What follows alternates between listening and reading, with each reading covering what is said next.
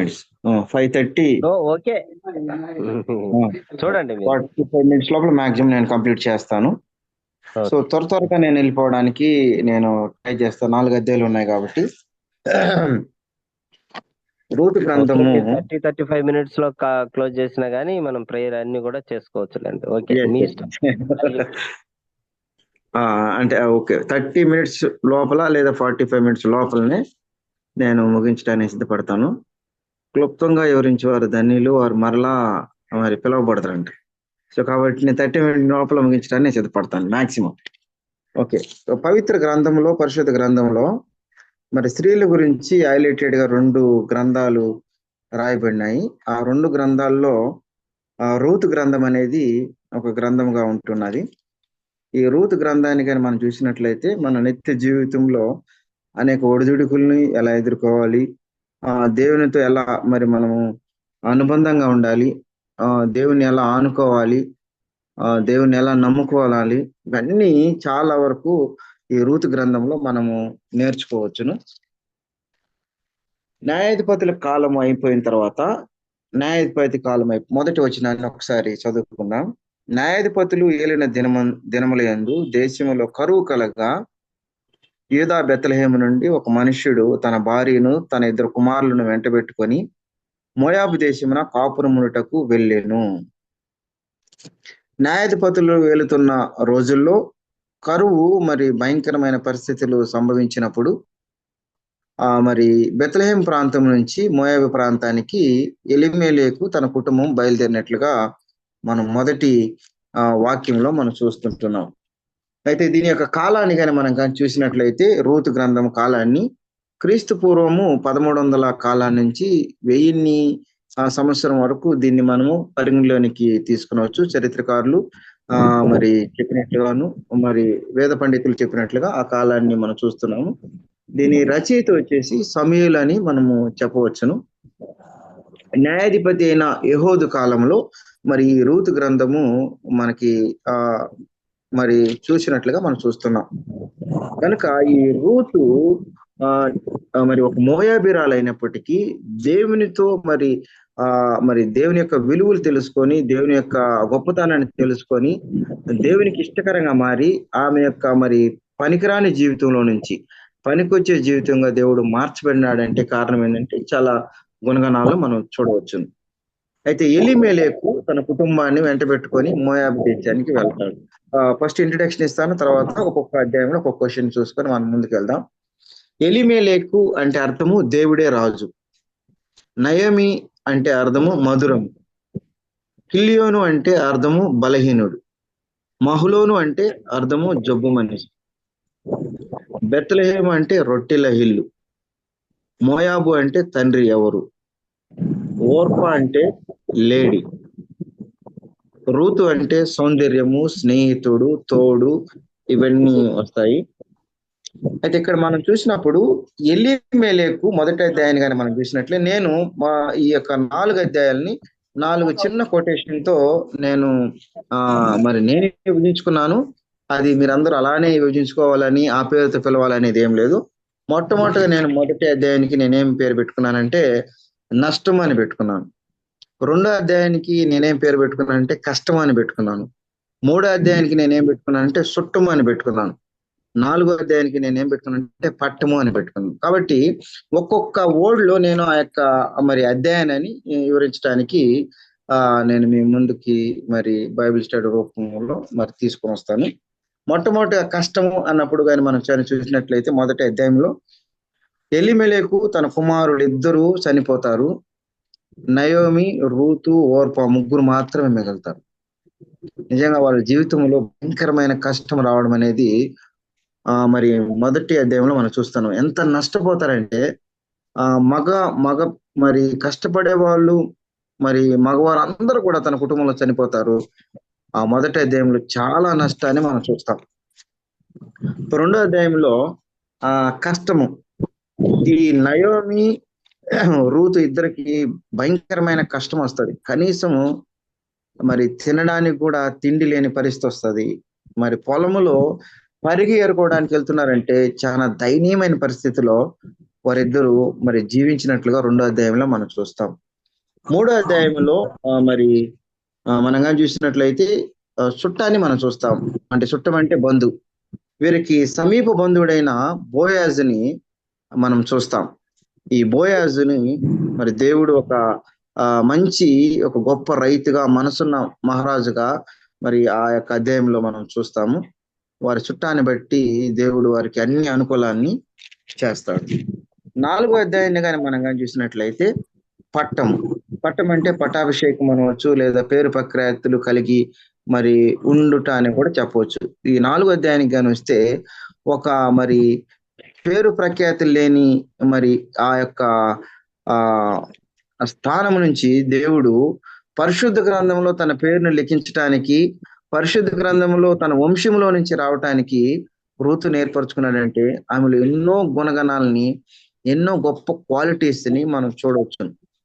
గనక మరి రూతు ఈ యొక్క అధ్యాయాన్ని 4 మరి రూతు గ్రంథాన్ని 4 అధ్యాయాలుగా మనం విభజించుకున్నప్పుడు నష్టము, కష్టము, చుట్టము, ఈ పట్టము, ఈ 4 వర్డ్స్ కి నేను హైలైట్ చేసుకున్నాను నాకు అర్థమయ్యే రీతిలో.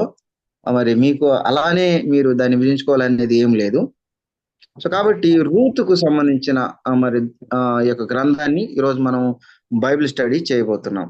మొదటి అధ్యాయాన్ని ఒక్కసారి మనము చూద్దాం. 13వ వచనాన్ని మనం చూద్దాం. మొదటి అధ్యాయం 13వ వచనాన్ని చూద్దాం. అన్న ఎవరైనా ఒక్కరు చదవండి అన్న ప్లీజ్.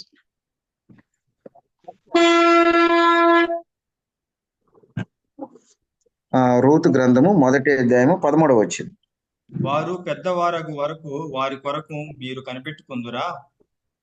మీరు వారి కొరకు కనిపెట్టుకొని పురుషులు లేక ఇంటిరి కత్తెలెందురా నా కుమార్తెలారా? అది కూడదు. యెహోవా నాకు విరోధి ఆయను. అది మిమ్మల్ని నొప్పించినంత కంటే నన్ను మరీ ఎక్కువగా నొప్పించినదని వారితో చెప్పాను.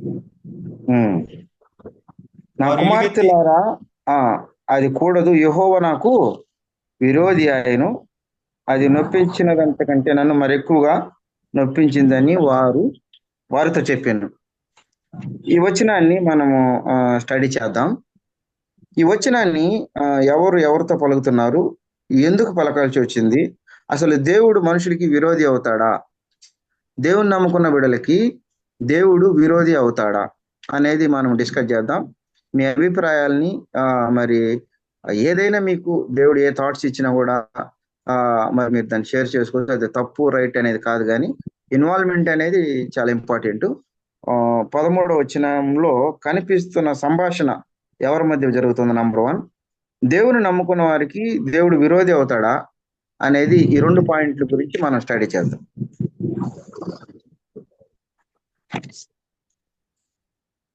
ప్లీజ్ అన్న, దాదాపు 7 మంది ఉన్నాము. 7 మంది అత్త కోడల మధ్య సంభాషణ జరుగుతుందన్న. ఓ ఫ్యాంటాస్టిక్, వెరీ గుడ్ యోగో. అత్త కోడలకి మధ్య సంభాషణ జరుగుతుంది, ఫ్యాంటాస్టిక్. ఈ అత్త కోడలు ఎవరెవరు? నయోమి, ఓర్పా, రూతు కదా. ఈ నయోమి వాళ్ళకి బోధ చేస్తా ఉంది, దేవుడు నాకు విరోధి ఆయను. దేవుడు నమ్ముకున్న బిడ్డలకి దేవుడు విరోధి ఎప్పుడు అవ్వచ్చు, ఎందుకు అవుతాడు, దాని గురించి మనం కొద్దిగా డీప్ గా స్టడీ చేద్దాం. దేవుడు నమ్ముకున్న బిడ్డలకి దేవుడు ఎప్పుడు ఎందుకు విరోధి అవుతాడు, అసలు అవుతాడా?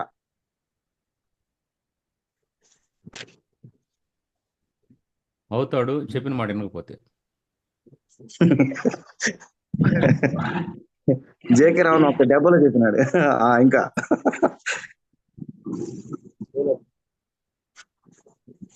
ఇంకా ఎవరన్నా? దేవుడు నమ్ముకున్న బిడ్డలకు విరోధి అవుతాడా, ఎప్పుడు అవుతాడు, ఎందుకు అవుతాడు?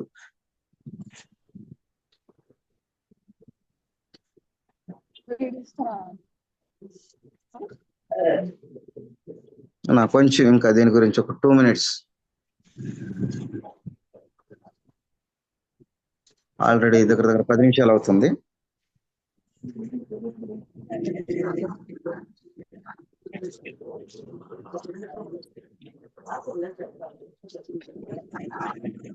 అంకులయ్య, అనా అనా మీరు ఆ కొరకు ఎదురు చూస్తాను.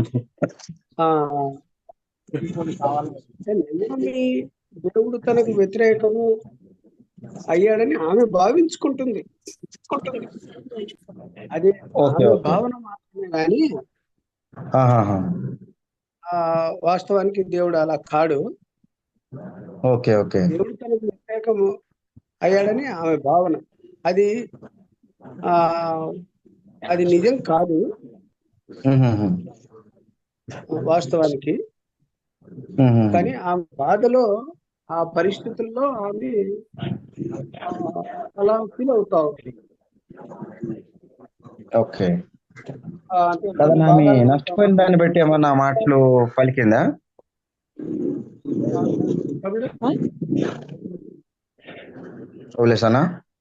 ఆ, ఆ, ఆ, అంటే ఆమె నష్టపోయింది కదా తన ఆ, భర్తని, ఆ, తన కుమారులు నష్టపోయిన ఇద్దరిని. బాధలో ఆహా. ఆ, ఇందాక జర్మి అన్నట్టు వినకపోతే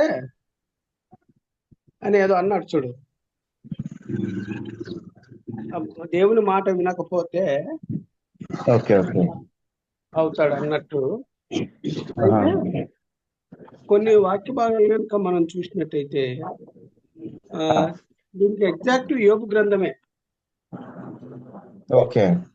యోబు గ్రంథంలోని కొన్ని మాటలు కనుక మనం చూసినట్టయితే ఆ ఆహా. సందర్భాల్లో అంటే యోబుకు కలిగిన బహుశా నయోమి లాంటి సిచ్యువేషన్ ఆ తర్వాత యోబు గ్రంథంలో మనం చూడగలము. యోబు అక్కడ కొంత చూస్తాడు. 19వ అధ్యాయము 22 వచనంలో కనుక మనం చూసి అక్కడ యోబు గ్రంథం 19:22 అంధకారము మరణాంధకారము గల దేశమునకు, కటిక చీకటి గాఢాంధకారమయమైన దేశమునకు, భ్రమ పుట్టించు మరణాంధకార దేశమునకు, వెలిగే చీకటిగా గల దేశమునకు నేను వెళ్ళక ముందు కొంతసేపు నేను తెప్పరిల్లినట్లు నన్ను విడిచి నా జోలికి రాకుండుము అని చెప్పి ఇక్కడ మరి యోబు చెప్తాను. అంటే కొంత సమయం తీసుకుంటాను తన బాధలో, తన పరిస్థితుల్లో. నిజంగా ఎంత భయంకరమైన పరిస్థితి!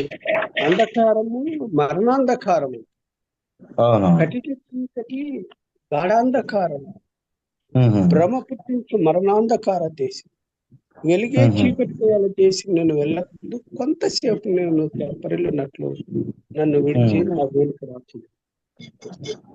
అంటే నిజంగా ఈ మాట చదివినప్పుడు బహుశా నయోమి గనక ఒక్కసారి, అంటే నిజమే పాపం ఆమెకు జరిగిన పరిస్థితిలో అట్లా మాట్లాడుతుంది, కానీ ఇంకో చోట అంటది, ఇందాక నువ్వు పేర్ల అర్థాన్ని చెప్పు. నయోమి అంటే అర్థం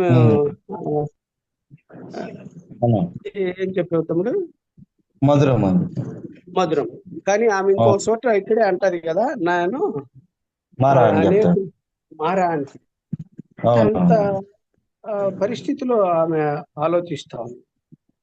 కానీ ఈ యోబు గ్రంథం ఈ రెఫరెన్స్ చూసినప్పుడు ప్రతి విశ్వాసి కూడా ఆ పరిస్థితిలో ఒకసారి కూర్చొని ఆలోచించుకోవటం అనేది చాలా అవసరము. అందరం వెళ్తాం, ఇటువంటి పరిస్థితుల గుండా అందరం వెళ్ళవలసి ఉంది. ఒక్కసారి కూర్చొని యోబు అక్కడ నాకు కొంత టైం ఇవ్వండి, నన్ను ఒంటరిగా వదిలిపెట్టండి అన్నట్టు తను మాట్లాడతా ఉన్నాను. అది. థ్యాంక్ యూ సో మచ్ అన్న, your valuable suggestions and feedback, everything. నిజంగా మరి మీరందరూ చెప్పినట్లుగా దేవుని మాట వినకపోయినా మరి జేకే రావణ చెప్పినట్టుగా దేవుడు మనకు విరోధవుతాడు. ఒకవేళ మన కష్టాలను బట్టి వివలేసాన్ని యాడ్ చేసినట్టుగా మన కష్టాలను బట్టి, మన బాధలను బట్టి, ఆ బాధలు భరించలేనప్పుడు కొన్ని వ్యతిరేకమైన వర్డ్స్ రావడం అనేది అది మానవుని యొక్క సహజ లక్షణం. కాబట్టి వీళ్ళకి ఎందుకు వ్యతిరేకత అనేది దేవుడు విరోధి అని అనుకుంటుంది అంటే నయోమి, వాళ్ళు బెత్లెహేము నుంచి మోయాబు దేశానికి ప్రయాణం అవుతారు మొట్టమొదటిగా. బెత్లెహేము అంటే రొట్టెల ఇల్లు. అక్కడ కరువు రాగా, నార్మల్ కరువు సంభవించటం అనేది అసాధారణం. అలాంటి ప్రాంతం నుంచి దేవుడు ఎలీమెలెకు మోయాబు దేశానికి వెళ్ళడానికి ప్రయత్నం చేస్తాడు.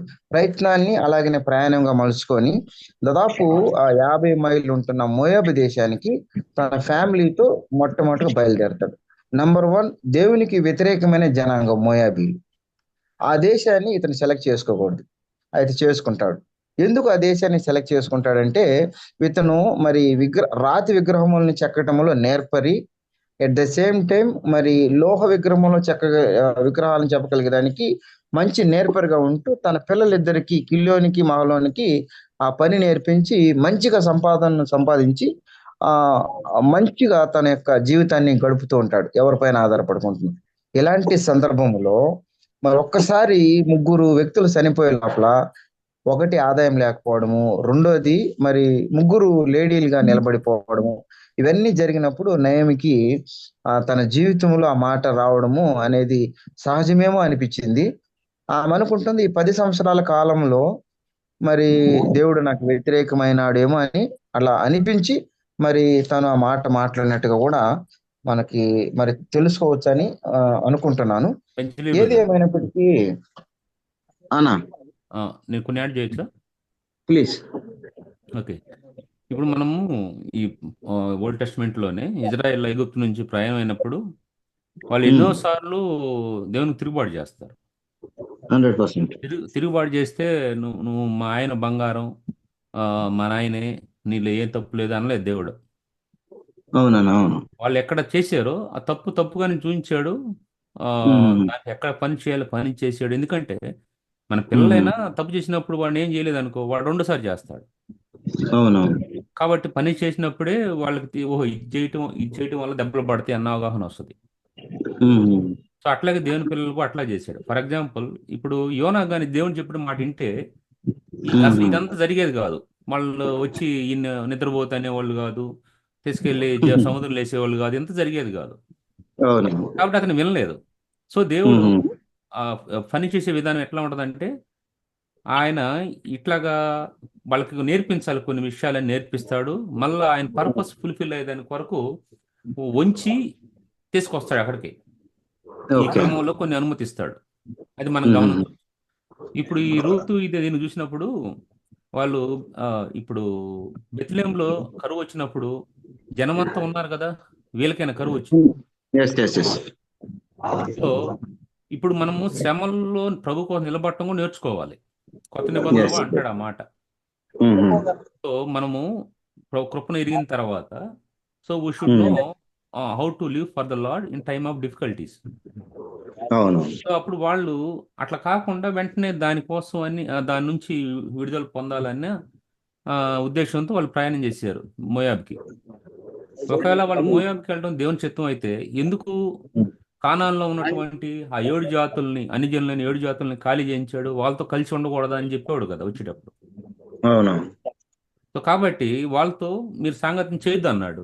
ఇప్పుడు వీళ్ళు ఏం చేశారు? వాళ్ళ సాంగత్యం చేయడానికి వెళ్ళారు, అంతే కదా, అటువంటి జనంతో. సో దేవునికి ఇష్టం లేనటువంటి ప్రయాణం, ఇష్టం లేనటువంటి స్థలం, అట్లా ఉన్నప్పుడు దేవుడు నువ్వు ఎక్కడికి పోతే అక్కడ నేను నిన్ను గొప్ప చేసేస్తానని అండ అక్కడ ఒక ఉద్దేశం. నువ్వు వెళ్ళిన స్థలం మంచిదైతే దేవుడు అక్కడ నిన్ను ఆశీర్దిస్తాడు, ఆయన ఇష్టానుసారంగా వెళ్తే. కాబట్టి అది చెప్పినప్పుడు నేను వినకపోతే దేవుని ప్రణాళికలో మనం ఉంటే దేవుడు ఖచ్చితంగా తగిన రీతిని నేర్పించి, ఆయన శిక్షించే విధానం ఏంటంటే కంప్లీట్ గా తోసిపెట్టాను కాదు, ఆయన తండ్రి ప్రేమించి శిక్షిస్తాడు. మళ్ళా మనం దగ్గరికి రావాలి, ఆయనతో క్లోజ్ గా ఉండాలి అని. సో అది సోదరం, right. Okay, thank you so much అన్న, మీ వాల్యుబుల్ యాడింగ్ పాయింట్. నిజంగా మనం చూసినప్పుడు, దేవుని మాట విన్నప్పుడు కూడా మన జీవితాల్లో కొన్ని నష్టాలు అనేది జరగడము మనం మన యొక్క నిజ జీవితంలో చూసి ఉంటాము.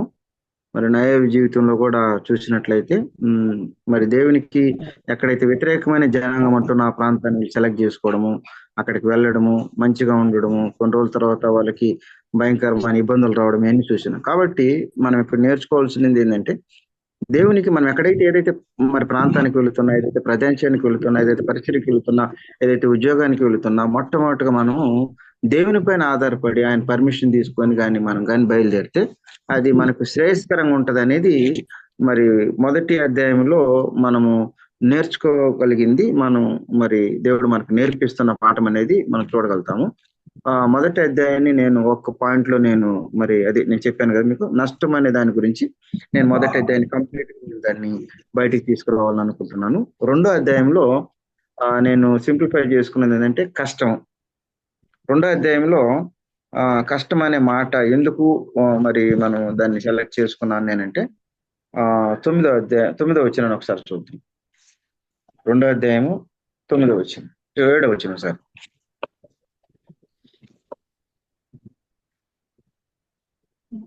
రెండో అధ్యాయము 7వ వచనం ఒకసారి చదువు. ఆమె నేను కోయివారి వెనుక పనల మధ్యను ఏరుకొని కూర్చుకొనుటకు దయచేసి నాకు సెలవిమ్మని అడిగాను. ఆమె వచ్చి ఉదయం మొదలుకొని ఇది వరకు ఏరుకొనుచుండెను.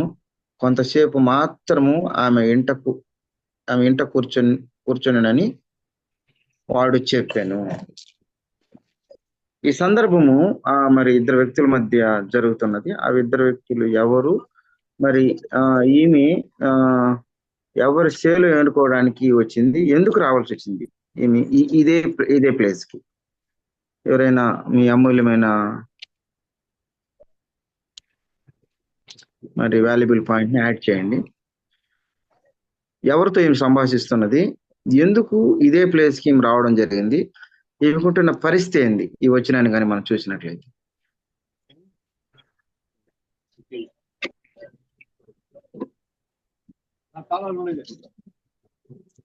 అన్నా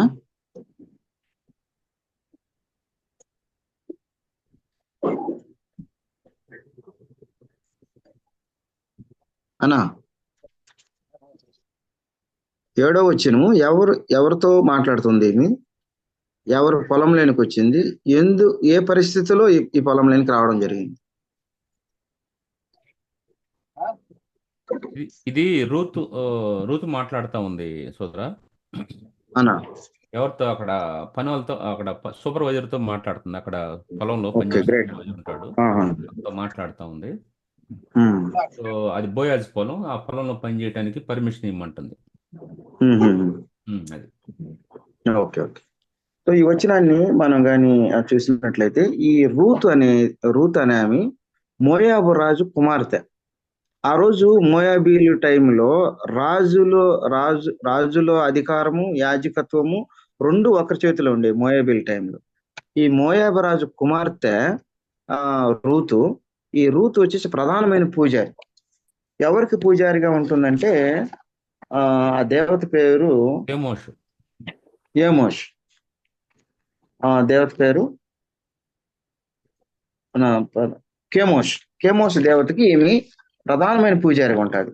ఈ పూజారిగా ఉన్నప్పుడు అక్కడ ఈ సంవత్సరానికి ఒకసారి చిన్న బిడ్డల్ని నరహత్య చేయాల, బలి ఇవ్వాల. ఇది ఒకటి చేస్తూ ఉంటారు. ఈ బలి ఇవ్వాలి చిన్న బిడ్డల్ని. రెండోదిగా అక్కడ దేవదాసులుగా ఉంటారు చాలా మంది. ఈ దేవదాసులతో అక్కడ సంవత్సరానికి ఒకసారి వచ్చిన వాళ్ళు వాళ్ళు వ్యభిచారం చేస్తుంటారు. ఈ ఆ కార్యక్రమాలు అక్కడ జరుగుతుంటాయి. అప్పుడు ఆ టయానికి మరి మహులోను ఆ ప్రాంతానికి వెళతాడు పని మీద.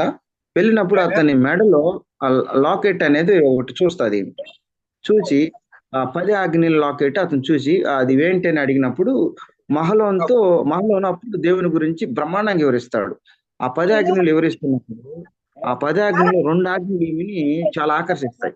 ఏంటి ఆ 2 ఆజ్ఞలు అంటే, నరహత్య చేయకూడదు, వ్యభిచరించకూడదు. నా దేవుడు ఈ 2 మాటలు చెప్పలేదు కదా, ఇక్కడ చిన్న బిడ్డలను చంపమని చెప్తున్నాడు కదా, అయితే మీ దేవుడు చంపకూడదని చెప్తున్నాడు. రెండోది, దేవదాసులుగా ఎవరైతే ఉంటున్నారో దేవదాసులతో వచ్చిన జనాంగం అంతా కూడా ఆల్మోస్ట్ వారికి ఇష్టమైన వారితో వ్యభిచారం చేస్తున్నారు.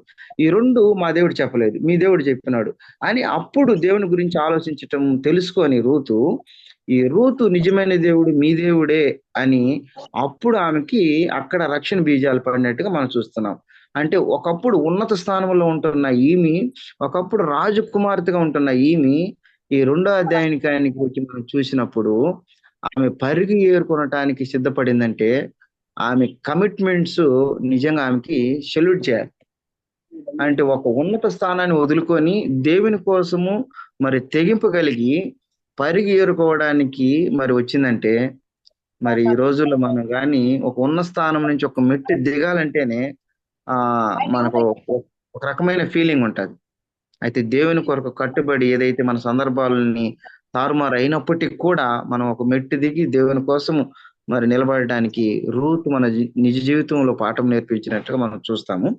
కాబట్టి ఏ సందర్భాన్ని క్రైస్తవుడికి ఎదురైనప్పటికీ కూడా ఆ సందర్భానికి తగినట్టుగా క్రైస్తవుడు నిలబడనేది రూతు మనకు నేర్పిస్తున్న గొప్ప అనుభవం. కాబట్టి రూతు మనం అనుకోవచ్చు, ఈ రూతు ఈ మోయాబీలు కానీ మనం కానీ తీసుకుంటే మీ అందరికి తెలిసిందే ఆ హిస్టరీ.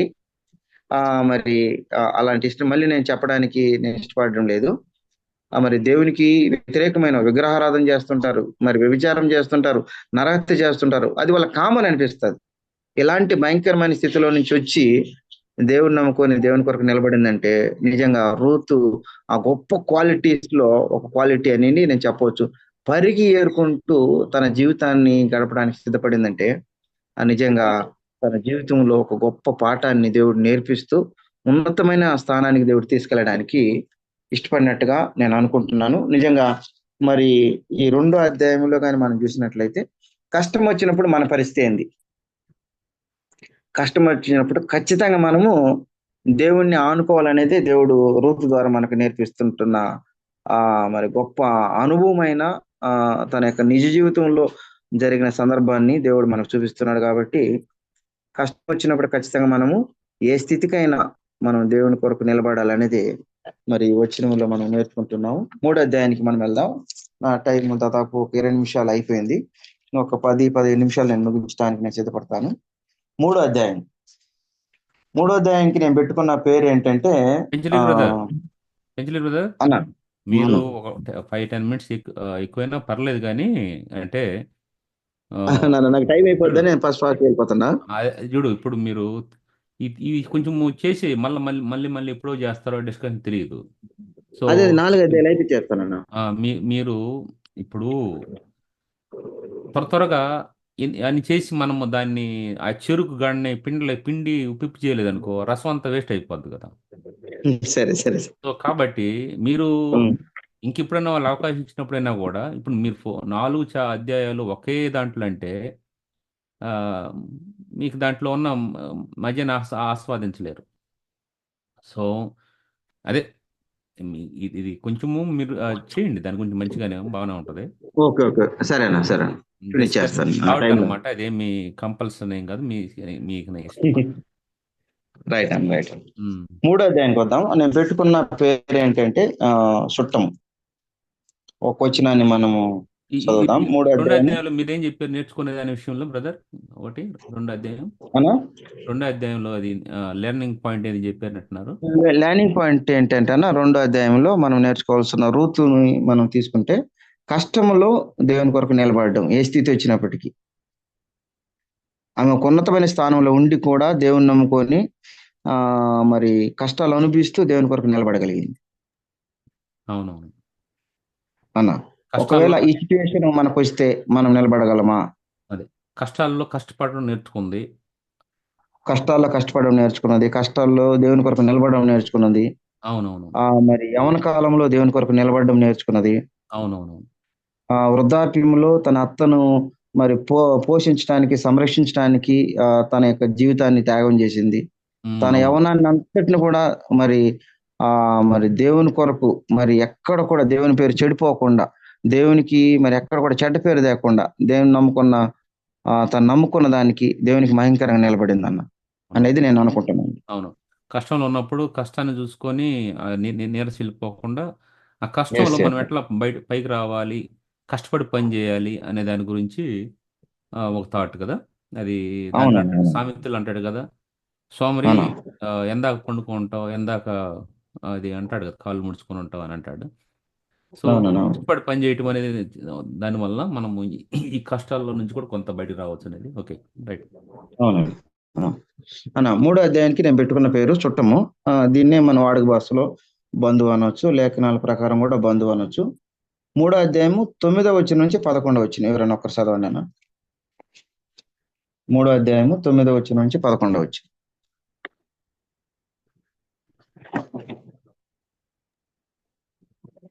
3వ అధ్యాయము 9వ వచనం నుంచి 11వ వచనం. అతడు ఎవరైనా అడుగ్గా ఆమె, నేను రూతు నీ దాసురాలిని, నీవు నాకు సమీప బంధువుడవు కనుక నీ దాసురాలి మీద నీ కొంగు కప్పుమనగా, అతడు నా కుమారి, యెహోవా చేత నీవు దీవెన నొందిందానవు. కొద్దివారినే గాని గొప్పవారినే గాని యవనస్తులను నీవు వెంబడింపక ఉండుట వలన నీ మునుపటి సత్ప్రవర్తన కంటే వెనుకటి సత్ప్రవర్తన మరి ఎక్కువైంది. కాబట్టి నా కుమారి, భయపడకము, నీవు చెప్పినదంతా నీకు చేసేదను. నీ వేగిరాలు అని నా జనులందరూ ఎరుగుదురు. బోయాజు మరి ఈ వచనంలో బోయాజు రూతు గురించి అంత గొప్పగా చెప్పడానికి ఏదైనా మరి కారణం ఉందన్నా? ఎవరైనా బోయాజు ఆమెను గురించి అంత గొప్పగా చెప్తూ ఆమెని గొప్పగా చెప్తున్నాడంటే సంథింగ్ ఏదన్నా మరి ఒక బలమైన కారణం ఉండాలి, లేదా ఆయన లైవ్ లేదా ఎక్కడైనా మరి ఆమెను గురించి తెలుసుకొని ఉండాలి, చూసి ఉండాలి. మరి ఈ బలమైన కారణం ఏమై ఉంటది? బోయాజు ఇంత గొప్పగా చెప్పడానికి, ఇంత ఆమెకు భరోసా ఇవ్వడానికి, ఆమెకు హామీ ఇవ్వడానికి ప్రధానమైన కారణం ఏదైనా ఉందన్నా?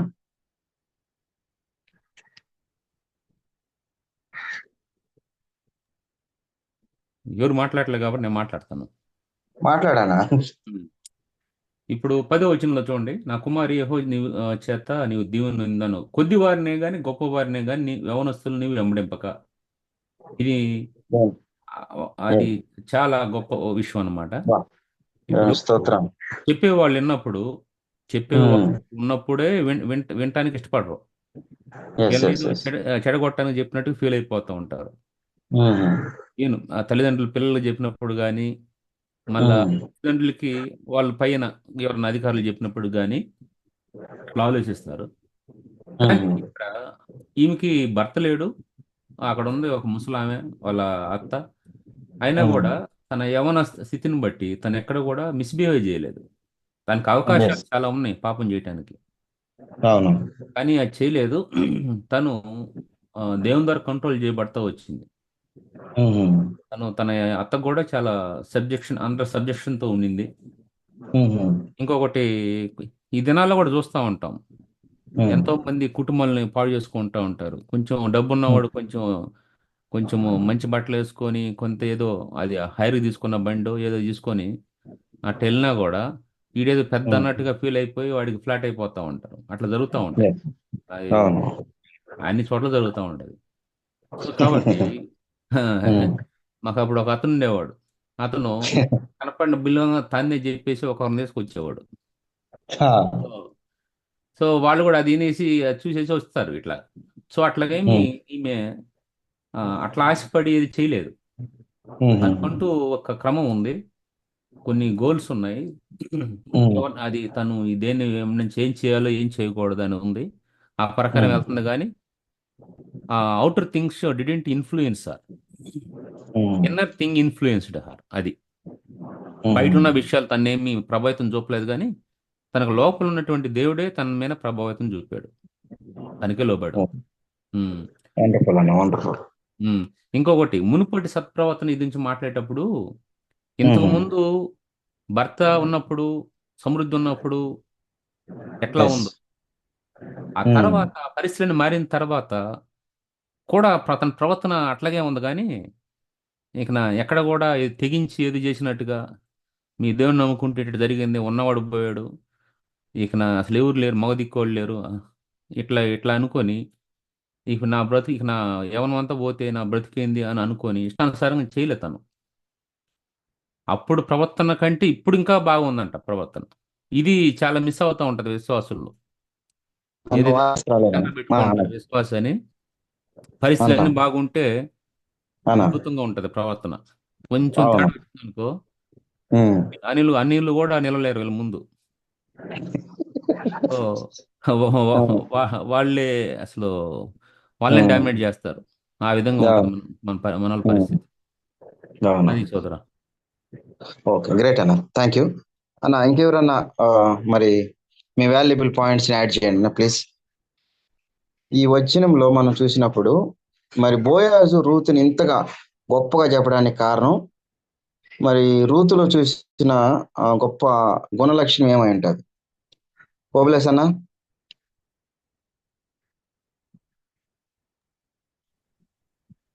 తమ్ముడు పెంచలే అన్న మీరు మరి ఇన్వాల్వ్మెంట్. బోయాజు ఆమెను గురించి అంత గొప్పగా చెప్పడానికి కారణము, మరి రూతులో చూసిన గొప్ప లక్షణం ఏమై ఉంటుంది? ఈ 9వ వచనం నుంచి 11వ వచనం లోపల, 3వ అధ్యాయము 9వ వచనం నుంచి 11లో. అదే నేను అదే చూస్తా ఉన్నా అన్నా. ఇర్మియా అన్నప్పుడు అంటే నాకు ఆ పాయింట్ దగ్గరే 10వ అధ్యాయము చివరి లైను, మునుపటి సత్ప్రవర్తన కంటే వెనుకటి సత్ప్రవర్తన మరి ఎక్కువైనది. అంటే ఇక్కడ బోయసు ఆమెని అబ్జర్వ్ చేసినప్పుడు దాన్ని ఇంగ్లీష్ లో ఇలా అంటున్నారు, అంటే ఆమె హార్డ్ వర్క్, అంటే అసలు ఆ పరిగేరుకోవడానికి పోవటం అన్నది అంటే తన అత్తను పోషించడానికి, తన్ను పోషించుకోవడానికి, ఇంకా అంటే వాళ్ళ యొక్క పరిస్థితి ఆ పేదరికంలో ఆ పరిస్థితిలో ఇందాక ఉన్నట్టు ఒక రాజకుమార్తె లాగా ఉండాల్సిన ఆమె తను తగ్గించుకొని దిగిన పరిస్థితి, ఆ డిఫికల్టీస్, ఆ హార్డ్షిప్ లో ఆమె అలా దిగటం అనేది బహుశా బోయజును ఆశ్చర్యపరిచి ఉంటది. అందుకే అంటాడు ఎక్స్టర్నల్ అపియరెన్స్, అంటే ఆమె ఏం చేస్తుందో దాన్ని చూశాడు. అదంటే ఆ external appearance and pretences veil the true inner character of a person. అది బోయజు గమనించాడు. అంటే అది రూతు చాలా భర్తను పోగొట్టుకుంది, తన దేశాన్ని వదిలిపెట్టింది. మరి ఏ ఒక విధంగా చెప్పండి, ఏ ప్రయోజనం లేని పరిస్థితుల్లో నయోమిని వెంబడించి కూడా పొలంలో పని చేసుకోవడానికి వెళ్ళటం అన్న ఇన్నర్ క్యారెక్టర్, అంటే ఆమె ఏ తప్పు చేయను. నువ్వు అన్నట్టు బహుశా చాలా మంచి, నేను ఎప్పుడు వినలేదు కానీ మరి అదే వాళ్ళ దేశంలో ఆ 2 మాటలు, ఆ 10 ఆజ్ఞలను విచరించకూడదు, తర్వాత ఏది నరహత్య చేయకూడదు అన్న మాటలు విన్నదాన్ని బట్టి ఏమో మరి తను ఒకవేళ ఏదైనా తప్పు చేయడానికి వెళ్ళిండొచ్చు ఆ పరిస్థితిలో. అందుకే అక్కడ అంటాడు, ఆయన అంటాడు, కొద్దివారినే గాని గొప్పవారినే గాని యవనస్తుల్ని వెంబడింపక ఉండుట వలన అంటాడు. అవునన్నా, వండర్ఫుల్. అవును, నేను ఒక పల్లెటూరు నుంచి వచ్చిన వాడినే. చిన్న అంటే ఎవరి సామర్థ్యం, ఎవరి పరిస్థితికి తగ్గట్టు వాళ్ళు తప్పులు చేస్తున్న రీతిలో ఉంటాయి కొన్ని గ్రామాల్లో పరిస్థితులు. కానీ ఈమె అటు తక్కువగాని కానీ తక్కువడాన్ని కానీ లేకుంటే ఎక్కువ యవనస్తులను వెంబడించక తన క్యారెక్టర్ ని కాపాడుకుంటూ కష్టపడి పనిచే ఆ యొక్క విధానం, ఆ ఇన్నర్ క్యారెక్టరే ఆమెకు అందాన్ని ఇచ్చిందంట. ఆమెని అట్రాక్ట్ చేయడానికి ఆమె యొక్క ఆ క్యారెక్టరే, దాన్ని అంటాడు that was strong and beautiful. అదే ఆమె ఒక అందగత్యగా, ఒక మంచి మనిషిగా నిలబెట్టింది. ఇది మనకు ఒక పాఠం నేర్పిస్తుంది. ఆయా పరిస్థితుల్లో మనకు ఇన్నర్ క్యారెక్టర్ ఎలా ఉంటది, ఎస్ ఎస్ ఆ, ఎస్. ఆయా పరిస్థితులు వచ్చినప్పుడు నిజంగా రూతు లాంటి సిచ్యువేషనే మనం వచ్చినట్టయితే అలాంటి పరిస్థితి, అలాంటి కూలి పనికి పోవాల్సిన పరిస్థితి, పరిగేరుకొని అవును కూలి పనికి అవును. కూడా కాదు, కూలి పనికి పోతే కూలి పరిగెంటి ఇస్తారు, పరిగెలు ఏరుకొని ఆ పరిగె ఎన్నిక లేదు ఇంకా. ఆ, అది చాలా అసలు అంతకు కూలికి కూడా అర్హత లేని పరిస్థితి అన్నమాట. Yes yes. దాంట్లో నా ఇన్నర్ క్యారెక్టర్. అందుకే అంటాడు, be the kind of person who works hard every day to display a character that is strong and beautiful in the eyes of God. దేవుని ఓకే దృష్టిలో కూడా అలాంటి వాళ్ళని దేవుడు దృష్టిస్తాడు. ఓకే. సో కాబట్టి ఎటువంటి ఇబ్బందులు మనం ఫేస్ చేస్తున్నప్పటికీ కూడా మరి ఆ దేవుడు మనల్ని హానర్ చేసే రీతిగా, ఆయన ఆశీర్వాదాలు కుమ్మరించే రీతిగా మనం ఆమె లాంటి ఆ యొక్క ఇన్నర్ క్యారెక్టర్ కలిగి ఉండాలని ఈ మాటలు వండర్ఫుల్ అన్న, thank you so much. Narasimha, యోగు, వసంతరావు అన్న, మీరు దయచేసి ఇంకో క్లోజింగ్ లోకి వచ్చేస్తున్నాను. 5 నిమిషాలు 10 నిమిషాలు. 4వ చాప్టర్ వాళ్ళకి ఇచ్చేసి 4వ చాప్టర్ వాళ్ళకి ఇచ్చేసి 4 చాప్టర్లు అందరూ మాట్లాడాలన్న, అందుకని ఉంది. అవునా? 4వ సరే. చాప్టర్లో అందరూ మాట్లాడాలి, అట్లా ఉంది. ఇప్పుడు వచ్చిన వాళ్ళందరూ ఒక్కొక్క పాయింట్ కంపల్సరీ చెప్పాలి, జనరల్ గా ఉంటుంది. నరసింహ, యోగు, వసంతరావు అన్న దయచేసి మీ వాల్యుబుల్ పాయింట్స్ యాడ్ చేయండి. ఓకే అన్న, మీరు అలే లేదా ఇన్వాల్వ్మెంట్ అంటే మీ ప్రెజెన్స్ ఉందని మాకు తెలియాలి కదా వాయిస్ ద్వారా. అదే ఉందన్న మేము వింటూనే ఉన్నామన్నా.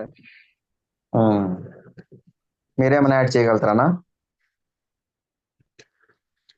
అన్న వాళ్ళందరూ చెప్పారు. Okay, Narasimha silent అయిపోయిండు. నరసింహకు కాఫ్ ఎక్కువగా ఉందన్న, అవునా? అందుకే సైలెంట్ గా ఉన్నాడు. కాఫ్ ఎక్కువగా ఉంది. సరే సరే సరే, ఓకే, అర్థమైంది. సరే, ఈ 4వ అధ్యాయంకైనా మీరు ఇన్వాల్వ్మెంట్ కావాలన్నా వసంతరావు అన్న, అది జనరల్ గానే ఉంటది. 4 అధ్యాయాలు ఒక్కొక్క అధ్యాయం పైన. సో మనం ఒక 5 to 10 minutes లోపల ముగింపులేని పోదాము. మరి నేను జేకే రావు అన్న చెప్పినట్టుగా, మరి ఓబులేస్తాను చెప్పినట్టుగా, ఈ 9వ అధ్యాయం 9వ వచనం నుంచి 10వ వచనం చూసినప్పుడు అసలు నాకు చాలా వండర్ అనిపించింది. మరి ఒక మంచి ఆస్తిపరుడు బోయాజు, గొప్ప రైతు, ఆ దేశంలోనే ఒక గొప్ప వెలుగుతాడు. ఇతను దేవుని యందు భయభక్తులు కలిగి ఉంటాడు. మరి రూతు దేవుని యందు భయభక్తులతో, నిజంగా ఇద్దరు దేవుని భక్తులు మాట్లాడుకునేటప్పుడు మలాకిలో మనం చూస్తాము, దేవుడు వింటాడంట. అసలు దేవుడు వారి మధ్యలోకి రావడము, ఆ సంభాషణ నిజంగా చాలా బ్యూటిఫుల్ గా ఉంది. బోయేజ్ అంటాడు, బోయేజ్ కూడా నిజంగా ఇలాంటి విషయాల్లో చాలా పర్ఫెక్ట్ గా మనం చూసినట్టు 10వ వచనం, అతడు నా కుమారి, యెహోవా చేత నీవు దీవెన నొందిన దానవు, కొద్ది వారినే గాని గొప్పవారినే గాని యవనస్తులను నీవు వెంబడింపక ఉండుట వలన. రూతు మరి మంచి యవనకాల సమయం. ఒక సామెత ఉంది, మరి అది నేను చెప్పొచ్చును చెప్పకూడదు, దేవుడు నన్ను క్షమించిన గాక. యవన కాలంలో మరి కుమార్తె విలువ మరి తల్లిదండ్రులకి తెలియజేస్తుందండి. మరి తన భర్తని పోగొట్టుకున్న రూతు మరి ఆ రోజుల్లో కానీ చూసినట్లయితే, మరి మోయాబీల యొక్క సాంప్రదాయం ప్రకారంగా 12 సంవత్సరాలకి పెళ్లి జరుగుతుంది. 12 + ఒక 10 సంవత్సరాలు మరి మహలోన్తో సంసారం చేస్తారు. దాదాపు 22 సంవత్సరాల నుంచి 30 సంవత్సరాల లోపల ఉన్నట్టుగా చరిత్రకారులు మరి అంచనా వేసినారు ఈ వయసుని. ఇలాంటి మంచి యవనకాల సమయంలో దేవుని కొరకు నిలబడడం అనేది అసలు వండర్ఫుల్. అసలు నిజ జీవితంలో కానీ మనం కానీ చూసుకున్నట్టే, మరి ఓబులేస్ అన్నట్టుగా ఇన్నర్ క్యారెక్టర్ ఒకటి ఉంటుంది, అవుటర్ క్యారెక్టర్ ఒకటి ఉంటుంది. భర్త ఉన్నప్పుడు మరి భార్య ఒక రకంగా ఉంటుంది, భార్య ఉన్నప్పుడు భర్త ఒక రకంగా ఉంటాడు. మరి భార్య లేనప్పుడు భర్త ఎలా దేవుని కొరకు నిలబడగలిగాడు, భార్య లేనప్పుడు భర్త దేవుని కొరకు ఎలా నిలబడగలిగాడు. ఇగాని మనం చూసుకున్నట్టే రూతు విషయంలో మన వర్క్ ప్లేస్లలో మరి మన భార్య మనతో రాదు, లేదా భార్యతో పాటు భర్త వెళ్ళలేడు. ఆ వర్క్ ప్లేస్ లో మనం ఎలా నిలబడగలము, బిజినెస్ ప్లేస్ లో మనం ఎలా నిలబడగలము. ఈ రకంగా చూస్తుంటే ఎవ్రీ స్టెప్ లో దేవుని మరి అబ్జర్వేషన్ ఉంటుందని ఆమె గొప్పగా గ్రహించిందని నేను అనుకుంటుండా ఈ పాయింట్లో కానీ చూస్తే. బోయాజు కూడా సేమ్ ప్రవర్తన కలిగి ఉంటాడు కాబట్టి ఆ బోయాజు కూడా అదే స్టేట్మెంట్ ఇవ్వగలిగినాడు. బోయాజుకి ఆస్తి ఆస్తి ఏం తక్కువ లేదు, అంతస్తు ఏం తక్కువ లేదు, మరి అందం కూడా ఏమి తక్కువ ఉండకపోవచ్చు. ఈ ఉన్నవాడు ఎట్టి పరిస్థితుల్లో కంపల్సరీ మరి స్త్రీ ఆకర్షణకి ఖచ్చితంగా లోబడతాడు. మరి బోయాజు విషయంలో కానీ చూసినట్లయితే ఆ సందర్భమే రాలేదు. ఆమె దగ్గరికి వెళ్ళినప్పుడు కూడా మా కుమారి అంటాడు. ఒకవేళ మనకి అలాంటి సిమిలర్ సిచ్యువేషను మన నిజ జీవితంలో, మరి మన ప్రయాణాల్లో, మన వర్క్ ప్లేసుల్లో, మన యొక్క మరి మనం ఉంటున్న రెసిడెన్షియల్ ఏరియాల్లో ఒకవేళ వస్తే మనం ఎలా అవాయిడ్ చేసుకోవాలనేది రూతు మనకు తన జీవితంలో నుంచి మనకు నేర్పిస్తుంది. బోయాజు ఇచ్చిన సాక్ష్యాన్ని బట్టి మునుపటి ప్రవర్తన కంటే కొద్దివారు గాని గొప్పవారేం గాని యవనస్తులేం గాని నీ వెంబడింపగా ఉండుట. నిజంగా వండర్ఫుల్ పాయింట్. ఇక్కడ దేవుని మహిమ పొందుతా ఉన్నాడు. మరి ఎలాంటి అట్రాక్షన్ కి లొంగినట్టుగా మనం చూడలేదు. ఎలాంటి లోకాశలకి, ఎలాంటి శరీరాశలకి, ఎలాంటి నేత్రాశకి మరి లొంగిన సందర్భము తన 30 సంవత్సరాల లోపల మరి లొంగినట్టుగా లేదు. మునుపటి ప్రవర్తన మరి దానికంటే కూడా ఎక్కువగా ఆమె అధికమైన ప్రవర్తన మరి దేవునికి ఇష్టకరంగా నడుస్తూ ఆమె జీవించగలిగిందంటే నిజంగా రూత్కి నిజంగా సెల్యూట్ చేయాలి. మన నిజ జీవితాలకి ఆమె నేర్పిస్తున్న గొప్ప గుణపాఠం, గొప్ప లెసన్ ఏంటంటే మన జీవితాల్లో మరి ఈ సత్ప్రవర్తన మనం కలిగి ఉన్నామా లేదా ఒకసారి మనం పరిశీలించుకుంటే అయితే నేనైతే మరి అర్హుడిని కానేము. మరి రూత్ అంటుంది మరి దేవుని కొరకు నిలబడడానికి తన యవ్వన కాలంలో తీర్మానం చేసుకున్నది. కాబట్టి ఈ వచనంలో దేవుడు మనకు నేర్పిస్తుంటున్న మరి పాఠం ఏంటంటే మరి మునుపటి ప్రవర్తన కానీ మరి వెనకటి ప్రవర్తన కానీ మరి కొద్దివారిలో ఉన్నా కానీ గొప్పవారిలో ఉన్నా కానీ మన ప్రవర్తన, మన భక్తి జీవితం, మన యథార్థత, మన పరిశుద్ధత ఎట్టి పరిస్థితిలో మరి విడవకూడదనేది రూతు మనకు నేర్పిస్తుంటున్న గొప్ప పాఠమై ఉంటుంది. ఇంకోటి మరి అన్న, ఇప్పుడు భార్యాభర్తల మధ్య అక్కడ ఒకటి చూపిస్తా ఉన్నాడు అనుకున్నాం. ఇంకొకటి దీన్ని ప్రజెంట్ లో మనం ఇట్లా కూడా అప్లై చేసుకోవచ్చు. విశ్వాసులు నలుగురు మధ్యలో ఉన్నప్పుడు మన ప్రవర్తన ఎట్లా ఉంటది, ఒంటరిగా ఉన్నప్పుడు ఎలా ఉంటది, సంఘంలో ఉన్నప్పుడు, తెలిసిన వాళ్ళ మధ్య ఉన్నప్పుడు మంచి బాల్ అన్న విధంగా ఎట్లా ఉంటుందో, సో పక్క ఊరికి వెళ్ళినప్పుడు, కొంతమంది మధ్యలోకి వెళ్ళినప్పుడు, అనిల్ మధ్యలోకి వెళ్ళినప్పుడు సో ఏ విధంగా ఉంటుందో అనేది చాలా ప్రాముఖ్యం.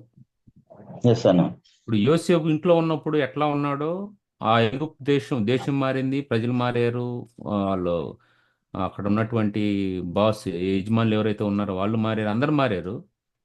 కానీ మాత్రం ఆ దేవుని భయంతోనే ఉన్నాడు కాబట్టి సో తను అభివృద్ధిని చూడగలిగాడు. అక్కడ కాంప్రమైజ్ కాల. నేనేం చేసిన ఇక్కడ చూసేవాళ్ళు ఎవరు లేరులే అనుకోలే. ప్రజెంట్ ఉన్నటువంటి మన ఈ తరంలో ఉన్న పరిస్థితులు ఎట్లా ఉంటాయంటే, మందిరం ఉన్నప్పుడు అతనికి మించిన వాడు లేడు, సో అతనికి ఆస్కార్ అవార్డు ఇవ్వచ్చు. కానీ బయటికి వెళ్ళినప్పుడు అందరూ అసలు అది ఏజ్ కి సంబంధించిందిగా అన్ని ఏజ్లకు సంబంధించింది ఇది ఉంటది. కార్యారంభం కంటే కార్యాంతం మేలు అని. నువ్వు ఎట్లా ప్రారంభించావు అనేది కాదు, ఎట్లా ముగిస్తున్నావు అనేది చాలా ఇంపార్టెంట్. అన్ని ఏజ్లు ఉన్న వాళ్ళకి కూడా మన పరిస్థితులు వచ్చినప్పుడు ఏ విధంగా మనం ఉంటున్నది, దట్ ఈస్ వెరీ ఇంపార్టెంట్. అది మనం ప్రజెంట్ ఎట్లా ఉన్నాం అనేది we have to examine in the light of word of God. Correct అన్న, కరెక్ట్. తర్వాత మీరు అన్నట్టుగా అప్పుడే ఒక పాయింట్ అన్నారు, మీరు ఉన్నప్పుడు మనం ఎగిరెగిరి ప్రైజ్ దిలాడు అని చెప్తాం, లేనప్పుడు కూడా అదే పరిస్థితిలో దేవుని మహింపరచగలగాలి. మొబైల్ సైలెంట్ మోడ్ లో ఉంటుంది. అప్పుడు అస్సలు ఇంకేం సౌండ్ రాదు, పిన్ డ్రాప్ సైలెంట్ అయిపోతాడు. లేదా ఓబ్లెస్ అన్నట్టుగా మరి వ్యతిరేకమైన వర్డ్స్, వ్యతిరేకమైన ప్రవర్తన కూడా రావచ్చు. సో కాబట్టి ఈమె ఉన్నప్పుడు మరి దేవుని తెలుసుకునింది, మరి లేనప్పుడు దేవుని కొరకు నిలబడగలిగింది. అది ఈమె విషయంలో చాలా గొప్ప పాయింట్ అనిపించింది అన్న నాకు. తర్వాత నిండు యవ్వన కాలంలో దేవుని కొరకు నిలబడిందంటే అసలు వండర్ఫుల్.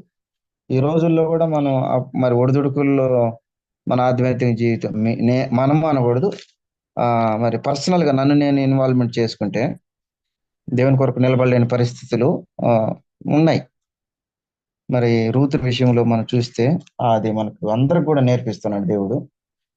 మునుపటి ప్రవర్తన, వెనుకటి ప్రవర్తన రెండిటిలో మనం దేవుని కొరకు నిలబడాలనేది మరి దేవుని ఉద్దేశమైనది. ఇంకా 5 నిమిషాలు నేను ముగిస్తాను. 4వ అధ్యాయంలో ఈ 4వ అధ్యాయంలో మనం ఓవరాల్ గా కానీ మనం చూసినట్లయితే ఇంత గొప్ప ప్రాముఖ్యత ఈ రూతుకి దేవుడు ఎందుకు ఒక మోయాబిరాలైన అన్ని జనాంగానికి, ఒక వ్యతిరేకమైన జనాంగానికి, మరి దేవుని చేత వెలిబడిన జనాంగంలో వచ్చిన ఈమెకి ఇంత ఆధిక్యత యేసు ప్రభు వంశంలో నుంచి రావటానికి, ఈమెను ఎన్నుకొనడానికి ఒక కొన్ని పాయింట్స్ ని మనము డిస్కస్ చేద్దామన్నా. ఈ 4వ అధ్యాయంలో దేవుడు మరి ఆమె వంశంలో నుంచి రావడానికి ఇష్టపడ్డాడు. ఎందుకు అయి ఉంటుంది? ఒబేదును కన్నాడు, ఒబేదుని తర్వాత యెషయాను కన్నాడు, యెషయాను కన్న తర్వాత దావీదుని కన్నాడు. వంశాన్ని చూసుకుంటే దాదాపు బోయాజు ఒబేదుని కనెను, ఒబేదు యెషయాను కనెను, యెషయా దావీదుని కనెను. యేసు ప్రభు వంశాలకి ఈమె మరి ఒక మూల ఆధారం అవుతుంది. ఇంత గొప్పగా దేవుడు ఎందుకు ఎన్నుకోగలిగినాడు? ఓవరాల్ గా మనము రివ్యూ చేసుకుందాము ఈ 4 అధ్యాయాల్లో. మొదటి అధ్యాయము, 2వ అధ్యాయము, 3వ అధ్యాయము, 4వ అధ్యాయము. ఎందుకు దేవుడు ఆ స్థానాన్ని, ఆ హైలైట్ ని మరి రూతుకి ఇచ్చినాడు? అందరు మినిమల్ అవుదాం. 7 మంది ఉండాం. 7 మంది అంటే నేను ఒక్కడిని తీసేస్తే 6 మందిని. నరసింహ గొంతు బాగలేదు కాబట్టి 5 మందిని ఇన్వాల్వ్మెంట్ అవుదాం. రూతుకి ఇంత గొప్ప స్థానాన్ని, ఒక పరిశుద్ధ గ్రంథంలో ఒక మోయాబిరాల్ని, ఎందుకు పనికిరాని దేవునికి వ్యతిరేకమైన జనాంగంలో నుంచి వచ్చిన ఈ రూతుని దేవుడు ఇంత గొప్పగా ఎన్నుకొని ఆమెకు ఒక గ్రంథాన్ని లిఖించబడినాడు. కారణము ఏమై ఉండొచ్చు? కొన్ని పాయింట్లు మనం డిస్కస్ చేసుకొని మనం ముగింపులోనికి వెళ్దామని. త్వరగా చేసుకుందాం. నేను కూడా నోట్ చేసుకుంటాను. నేను కొన్ని పాయింట్లు రాసుకున్నాను. అవి కాకుండా దేవుడు మీ ద్వారా మరి ఇంకా కొన్ని వాల్యుబుల్ పాయింట్స్ రావాలని నేను ఇష్టపడుతున్నాను. ఎందుకు అయ్యి ఉండొచ్చు అన్న? ఒకటి విధేయత అన్న, విధేయత కలిగి ఉంది. ఓ వండర్ఫుల్. విధేయత. ఎవరికి విధేయత? ఏవో అన్న, ఆ విధేయత ఇన్ ద సెన్స్ వాళ్ళ అత్తకు లోబడి ఉంది. Very good, very good. ఆ పాయింట్ కావాలని మళ్ళీ ఇంకొక పాయింట్ కోసం నేను ఎదురు చూస్తున్నాను. ఇంకొక విధేయత ఎవరికి కలిగి ఉంది? తర్వాత బోయాజికి గాని, ఇంకా దేవునికి ఇంకోటి ఏంటంటే కష్టాలు కూడా విడిచిపెట్టలేదు అనమాట. దేవునితో అంటే కష్టాలు విడిచిపెట్టకుండా అత్తతో ఉండడం, ఎంత కష్టమైనా కూడా పని చేసుకుంటూ పోషించాలని ఒక ఇదని మనం చూస్తూ ఉంటాం అనమాట ఈ రూతు విషయంలో. సో ఓకే, ఈమెకి ఇంత ప్రాముఖ్యత ఇవ్వడానికి రూతులో మనం విధేయత చూడొచ్చు. పాయింట్ నెంబర్ 1 విధేయత. వండర్ఫుల్ ఏవో. సో గొప్ప, మనం కూడా మరి మంచి విధేయత కలిగి ఉండాలని నేర్పిస్తుంది అని. నెక్స్ట్ ఇంకా చంద్ర ఉదయగిరి అన్న, వసంతరావు అన్న, మీరిద్దరు యాడ్ చేస్తే ఇంకా కోబులేస్ అన్న, జేకే రావు అన్న ఫినిషింగ్ లోకి వచ్చేస్తారు. చంద్ర, రూత్కి ఇంత గొప్ప ప్రాధాన్యత రావడము ఏ కారణమై ఉండొచ్చు? చంద్ర, ఏ గుణగణాలను మనం తీసుకోవచ్చు? పరిశుద్ధత, విధేయత, నమ్రత. పరిశుద్ధత, విధేయత, నమ్రత. పరిశుద్ధత ఒకటి, ఇంకా విధేయత. విధేయత యోగు చెప్పినాడు. ఓకే. నమ్రత అంటే మృదు స్వభావం అన్న. మృదు స్వభావం. ఓ, కొత్త వాడు. నమ్రత, మృదు స్వభావం. ఎస్. మరి రూతులో మనం పరిశుద్ధతను చూడగలిగినాం. వండర్ఫుల్. పరిశుద్ధత లేకుండా దేవుడిని ఎవరు చూడలేరు. ఈ గొప్ప క్వాలిటీని ఆమె కలిగి ఉన్నది. నమ్రత, మృదు స్వభావము. ఇంకొకటి, రూతు కంట కనీసము ఇంట్లో పని చేసేదానికి కూడా తెలియదంట. అన్ని ఓర్పానే చేస్తూ ఉంటదంట. ఓర్ప ఎప్పుడైతే వెళ్ళిపోతుందో ప్రతి పని నేర్చుకొని అత్తకి ఇష్టకరంగా జీవిస్తుందంట. ఆ హిస్టరీ నేను చూసినప్పుడు వండర్ఫుల్ అనిపించింది. ఓకే, పరిశుద్ధత. వసంతరావు అన్న,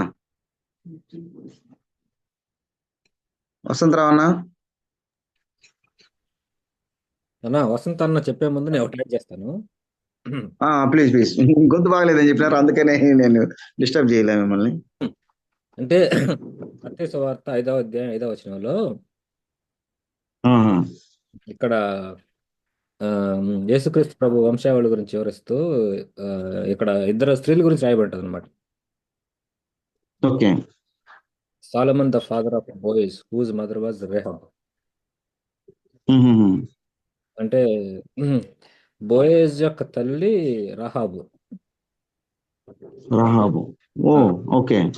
Boaz the father of Obed whose mother was Ruth. అంటే బోయేజ్ తల్లి రాహాబు, బోయేజ్ భార్య రూత్. సో యేసుక్రీస్తు ప్రభు వంశాలలో మెన్షన్ చేయబడిన ఇద్దరు స్త్రీలు వీరన్నమాట. Okay okay okay. మరి పురుష ఆధిక్యత కలిగినటువంటి సమాజంలో ఇద్దరు స్త్రీలని అది కూడా ఏంటంటే వాళ్ళు అన్ని స్త్రీలు అవునవును, ఇక్కడ కరెక్ట్. అది రికార్డ్ చేయటంలో ఉన్నటువంటి ప్రాముఖ్యత ఏంటంటే మరి దేవుడు అన్ని జనుల పట్ల ఆయన ఉన్నటువంటి ప్రణాళిక, వాళ్ళ రక్షణార్థం ఆయన ప్లాన్ కలిగి ఉన్నాడు అన్న విషయాన్ని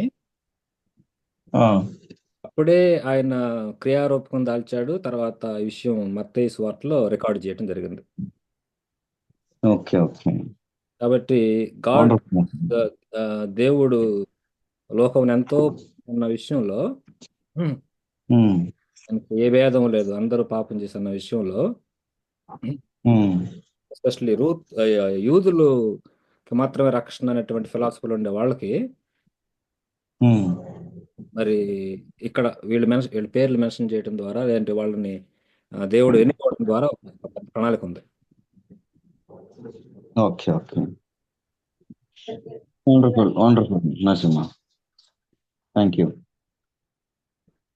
వసంతరావు ఇక్కడ ఒక అంటే కాన్సెప్ట్ మరి ఎవరైనా షేర్ చేశారో లేదా నాకు తెలీదు. అంటే నేను వింటూనే ఉన్నాను, నేను అంటే చెప్పలేదు అనుకుంటున్నా. ఇక్కడ పరలోకపు బోయేజ్గా యేసుక్రీస్తును పోల్చడం జరిగింది కదా. అవును, పరలోకపు బోయేజ్ అంటే ఈ సంఘము ఇలా అసలు అమోఘము అని అన్నారు కదా మీరు. అది మరలా ఇలా కూడా ఆర్ఆర్కే మూర్తి అని చెప్పేటప్పుడు ఏమంటాడంటే పరలోకపు బోయేజ్ యేసుక్రీస్తు ప్రభు వారు సంఘము కలంకము అంటే అన్ని జనుల్లో నుంచి తీసుకొని వచ్చాము అందరిని, అంటే వివిధ జనాంగాల్లో నుంచి వచ్చారు కదా, వీళ్ళందరినీ పవిత్రం చేయడానికి ఆ సంఘాన్ని వధువుగా స్వీకరించి యేసుక్రీస్తు ప్రభు దగ్గరకు వచ్చినప్పుడు వాళ్ళను పరిశుద్ధంగా చేసి ఆయన సంఘాన్ని మచ్చ డాగు కళంకము ఈ ముడతైన లేకుండా మరి ఆ సంఘము ర్యాప్చర్లు అంటే రెండవ రాకడలో ఎత్తబడేదానికి తయారు చేయడానికి పరలోకపు బోయేజ్గా ఆయన వచ్చారు. అంటే రూతు కూడా సంఘంతో పోల్చబడడం జరిగింది. రూతు కూడా పవిత్రాలుగా, అంత పవిత్రాలుగా రూతు అమ్మ ఎంత పవిత్రాలుగా ఉన్నదో, అంటే ఎంత విధేయత కలిగి ఉన్నదో, ఎంత ఛాలెంజింగ్ గా పరిశుద్ధత పట్ల ఉన్నదో, అలాగనే సంఘం కూడా అలాగా ఉంటేనే ఎత్తబడుతుంది. అలాగా ఉంటేనే ఈ సంఘమును వధువుతో పోల్చడం జరిగింది రూతుతో. అదే విధంగా బోయేజును యేసుక్రీస్తు ప్రభు వారితో పోల్చడం జరిగింది. అది రెండవ రాకడలో కాన్సెప్ట్ అన్నది. వండర్ఫుల్ అన్న, వండర్ఫుల్. కొత్త సబ్జెక్ట్ నేర్చుకున్నాం. వండర్ఫుల్, థ్యాంక్ యూ అన్న. పాతది ఇప్పుడు సందర్భాన్ని బట్టి కొత్తది అనిపించింది. అవునండి అన్న. జేకే రావు అన్న, ఓబ్లేస్ అన్న, మీరు యాడ్ చేస్తే ఇంకా కన్క్లూజన్కి వెళ్ళిపోదాం అన్న. ఇక్కడ సోదరా మరి చెప్పండి. అపోస్తుల కార్యాలు 10వ అధ్యాయం 34వ వచనంలో దేవుడు పక్షపాతి కాడని నిజంగా గ్రహించి ఉన్నాను, ప్రతి జనంలోనూ ఆయనకు భయపడి నీతిగా నడుచుకుని వానిని ఆయన అంగీకరించును. ఓకే. కాబట్టి అక్కడ అంగీకరించు ఇదే నరసింహ అన్నాడు కదా, ఇది అప్పుడే దేవుడు తన యొక్క యాటిట్యూడ్, తన యొక్క ఆలోచన విధానం ఈ అనిల్ పట్ల ఏందనేది తెలియజేశాడు. ఓకే. ఓల్డ్ టెస్టిమెంట్ అన్నప్పుడు ఓల్డ్ అగ్రిమెంట్, ఆ అగ్రిమెంట్ లో ఇవన్నీ మెన్షన్ చేశారు, కానీ అది కార్యరూపం దాల్చే టయానికి అంటే ఎక్కువగా ట్రస్ట్ చేయలే. ఆ ట్రస్ట్ అనేది ఎక్కడ చేశారంటే న్యూ టెస్ట్మెంట్కి వచ్చినప్పుడు అక్కడ ట్రస్ట్ చేశారు. అది అన్యుల ఎడల దేవునికి ఉన్న ప్రణాళిక is great plan towards the Gentiles అనేది మనం ఇక్కడ గ్రహించవచ్చు అనమాట. ఆయన పక్షపాతిగాడు, అంటే యూదులకే ఇట్లాగా వాళ్లే పోటుగాళ్ళు అదే అదే అనేది సారీ కాకుండా మధ్యలో మాట్లాడుతున్నా. యూదుడని గ్రీక్ దేశస్థుడని భేదమేమీ లేదని రాస్తాడు కదా అపోస్తల అవును, కార్యాలలోనే. అట్లా అవును. లేదు అని అంటాడు ఇక్కడ. ఇక్కడ దేవుని ఉన్న గొప్ప క్యారెక్టర్ ఒకటి ఏంటంటే చూపిస్తా ఉంది ఇక్కడ. రూత్ని అట్లాగా సెలెక్ట్ చేసుకోవడం ద్వారా ఆ లైనేజ్ లో రావటం వల్ల నాకు పక్షపాతం ఏం లేదు, వీళ్ళు యూదులే, వాళ్ళు అన్ని జనులే. సో దాన్ని బట్టి అట్లని కాదు. ఆయనకి ఏంటంటే ఈ మెయిన్ ఇంగ్రీడియంట్స్ ఏంటంటే పరిశుద్ధత, అదే నీతి, విధేయత, ఇవి చాలా అవసరమైనవి ఆయనకి. సో కాబట్టి దాన్ని బట్టి ఆయన చేస్తాడు. కానీ ఏదో వీళ్ళు పుట్టుకతోని ప్రజెంట్ కూడా మనం అప్లై చేసుకోవాలి. ప్రజెంట్ క్రైస్తవులు ఉన్నారు. సో నీ ఏం ప్రభు, నువ్వు అదే సోదరుడా, నువ్వు ప్రభుని తెలుసుకున్నానంటే వాళ్ళు అనేది ఏంటి తెలుసా? ఫస్ట్ కొంతమంది నేను ప్రభుని తెలుసుకున్నాను, తెలుసుకోలేదు, అది ఎస్ఆర్ నో టైప్ క్వశ్చన్. అది ఉండాలి. తెలుసుకున్నావా లేదా చెప్తా తెలుసా? మా ముత్తాతలు, తాతలు, తర్వాత మా తల్లిదండ్రులు క్రైస్తవులే, పుట్టు క్రైస్తవులు అంటారు. పుట్టు క్రైస్తవులు చెప్పేది ఎట్లా ఉంటదంటే పుట్టుగుడ్డు వాళ్ళు లెక్క అన్నట్టు చెప్తారు. సో ఇప్పుడు నువ్వు దాన్ని బట్టి కాదు అక్కడ. ఇప్పుడు ఎవరో ఇట్లాగా అప్పుడు ఉన్నారు ఇట్లా ఉన్నారని కాదు. ప్రజెంట్ నీ యొక్క రిలేషన్ ఏంటి ప్రభుతో? What is your relation with God? నువ్వు పర్సనల్ ఎన్కౌంటర్ చేసేవా లేదా? అది చాలా ఇంపార్టెంట్. అంతేగాని మేము ఇన్ని తరాల నుంచి క్రైస్తవులు ఇట్లని కాదు. అట్లాగే యూదులు అనుకున్నారు, మేము అబ్రహం సంతానం అనుకున్నారు. సో కాబట్టి అది నీ పర్సనల్గా నీ రిలేషన్ దేవునితో ఎలా ఉందనేది అది చాలా ఇంపార్టెంట్ అనమాట.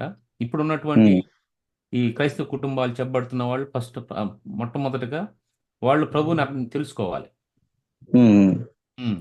ఇప్పుడు ఎవరైతే ఎన్నో తరాల నుంచి క్రైస్తవులు ఉంటున్నారో వాళ్ళు ఇంకో తరం వచ్చినప్పుడు పేరే ఉంటది కానీ జీవితం అసలు ఏమి ఉండదు. వాళ్ళు వీళ్ళలాగా చేస్తూ ఉంటారు. ఇప్పుడు వీళ్ళు ఎట్లాగా హిందువులు టెంపుల్కి పోయి ఒక 5 కొబ్బరి అదే కోకోనట్ కొట్టేసి పూలు పెట్టేసి వచ్చేస్తారు. ఇంకా అంతకు మించి ఏం సంబంధం లేదు, తర్వాత చూసుకుందాం ఎప్పుడన్నా అన్నట్టుగా ఉంటది.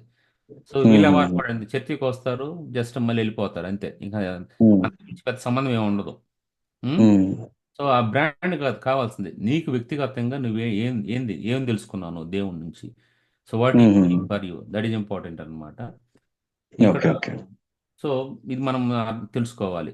దేవుడు ఏర్పాటు చేసుకోవాలంటే నువ్వు ఇట్లని కాదు కానీ నీకున్న సంబంధం. మోషే ఎంతో గొప్పగా లీడ్ చేశాడు, గొప్ప లీడర్ అని పేరు పొందాడు. కానీ ఆ రెస్పాన్సిబిలిటీ తన కొడుకు ఇవ్వలేదు. అయితే దేవుని గురించి తెలిసిన వ్యక్తికి, దేవునితో కనెక్ట్ అయిన వ్యక్తికి, దేవుణ్ణి ఎక్స్పీరియన్స్ చేసిన వ్యక్తికి, ఇట్లాగా అటువంటి వ్యక్తులకి దేవుడు అవకాశం ఇచ్చాడు. అంతేగాని ఇది రాజరిక పరిపాలన కాదు, తండ్రుల తర్వాత పిల్లలు, పిల్లల తర్వాత పిల్లలు అన్నది. థ్యాంక్ యూ ఓబ్లేస్ అన్న, మీరు జస్ట్ మరి ఒక స్వీట్ అండ్ షార్ట్ గా మీరు యాడ్ చేస్తే కన్క్లూజన్కి వెళ్ళిపోదాం అన్న. ఆల్మోస్ట్ టైం 1 hour అయిపోయింది. అధ్యక్షుల వారు క్షమించాలి. ఓబ్లేస్ అన్న. అదే ఇంత పట్టాభిషేకము ఈయనకి రావడానికి చెప్పండి. అన్ని అందరూ మన సహోదరులు చక్కగా సమాప్తి చేశారు. 2 ప్రాముఖ్యమైన విషయాలు ఈ రూతు జీవితం ద్వారా నేను అంటే గమనించిన దాంట్లో, ఇందాక చంద్ర అన్నట్టు చంద్ర కొన్ని నమ్రత కొన్ని లక్షణాలు చెప్పాడు కదా.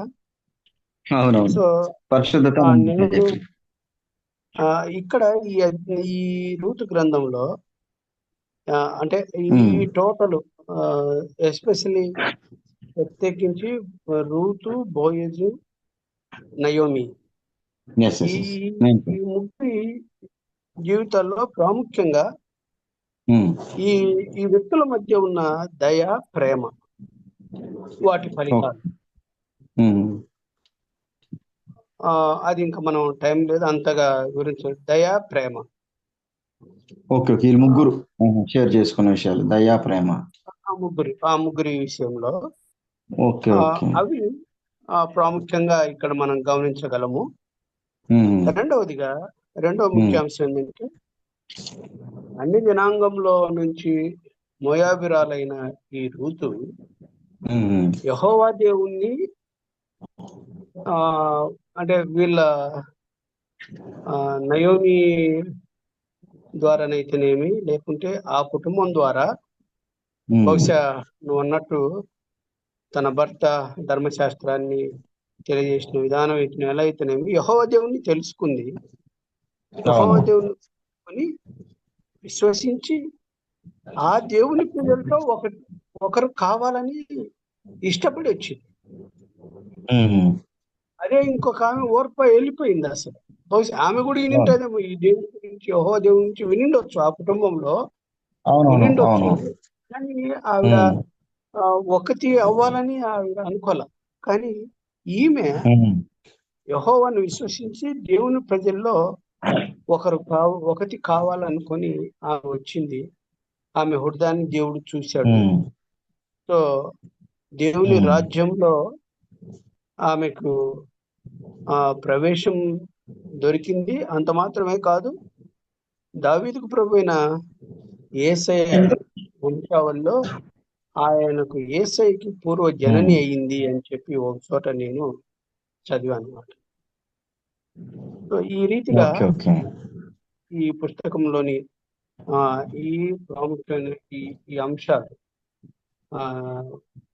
ఒకటి దయ, ప్రేమ, రెండవది అన్నా దేవుని ప్రజల్లో ఒకరు అవ్వాలని, మరి యెహోవాను విశ్వసించి మరి ఈ మార్గంలోకి వచ్చింది, దేవుని రాజ్యంలో ప్రవేశం సంపాదించుకుంది, యేసు ప్రభువుకి పూర్వ జనని అయ్యింది.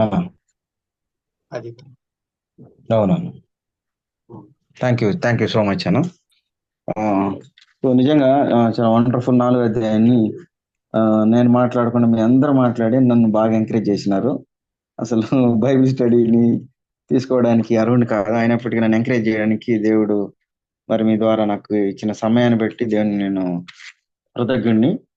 ఇక్కడ మనం రూత్ విషయంలో మనం కానీ చూసినట్లయితే ఆమెని దేవుడు ఎందుకు అంత హైలైట్ చేయడానికి కారణం, నిజంగా మీరందరూ కూడా నేను ధ్యానించిన దానికంటే అదే మీ పాయింట్ చూస్తుంటే నాకు అసలు చాలా ఆశ్చర్యం అనిపించింది. విధేయత, పరిశుద్ధత, నమ్రత, మరి బోయాజు యేసుక్రీస్తు గారు మరి చూపించటము, రూతుని సంఘంగా చూపించటము, మరి నరసింహ అన్నట్టుగా అన్ని జనుల ఏళ్ళ ఉన్నతమైన ప్రణాళిక ఆయనకి, ఓబులేస్ అన్నట్టుగా ప్రేమ, దయ, ఎన్నెన్నో క్వాలిటీస్.